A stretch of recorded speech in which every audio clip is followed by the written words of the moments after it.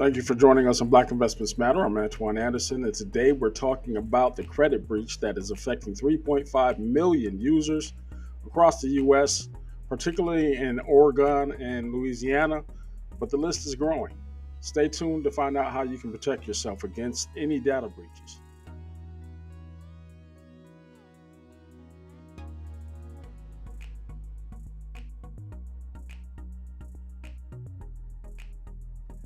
As these data breaches have become more and more common, we have to have a common approach to how you're going to protect your data whenever you are faced with such a situation. Now, these data breaches are becoming more sophisticated in nature. They're involving more and more well known and well received applications. This one was based off of the application called Move It. It's a file sharing application. There was a vulnerability alerted. The problem is a lot of government agencies, a lot of financial agencies use that software.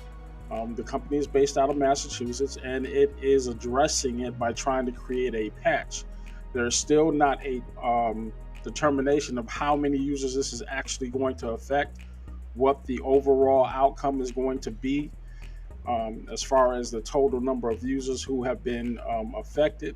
But there are things you need to do to keep yourself safe, or at least as safe as you can during this time. The first thing, of course, is stay vigilant. You're going to go ahead and monitor all your credit statements, all your transactions, ATMs, anything that appears on the statement. Check your statements now.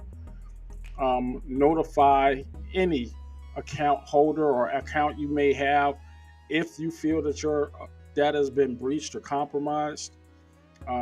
Proactively, the thing to do is go to those applications that you use the most and update and change those passwords. This is a good time to change those passwords on everything that you have. Update them, update, update. In addition to updating your passwords and your accounts and notifying your accounts, think about creating, if possible, with those apps, something called two-factor authentication. This is an application that is primarily used, that I use with Google Authenticator, that allows another layer of security before anyone can log into certain accounts. And that's not to say that every vendor that you deal with is going to offer it, but most do, and it is becoming more and more common. Even your phone will have some form of two-factor authentication, whether it's via email or through a Google Authenticator type application.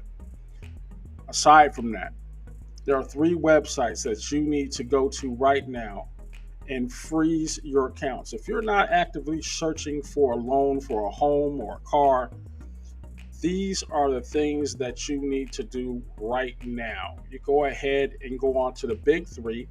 That's Equifax, TransUnion, and Experian. And you want to go ahead and set up some freezes. I'm going to list all 3 of the websites here. The first one is going to be the transunion.com credit-freeze account. That one was free to set up. You shouldn't have any problems walking through it if you haven't already created an account. This allows you to put a freeze on any activity on your credits. People shouldn't be able to open up a new credit line of credit using your credentials or your information. Equifax has one. This one is my.equifax.com. You should check that one out. And the third one is the USAExperian.com. USAExperian.com is another credit lock. However, it is not free. Now, they are offering a 7-day free trial if you haven't set up your account with them. And that one is like $24 a month for active monitoring of your credit. That gets a little pricey. However, you can log in and verify if your account is frozen so that no suspicious activity can occur while you're not using your credit. Those common steps: changing your passwords for your accounts, checking your credit score, obviously, And this, going through those 3 sites and setting up freezes on your account, should be some preemptive measures that you can take right now, and you can go ahead and be proactive in protecting your best investment, and that's you and your credit. If you have any if you have any questions, comments, concerns, go ahead and leave them in the comment section below. I will talk to you very soon.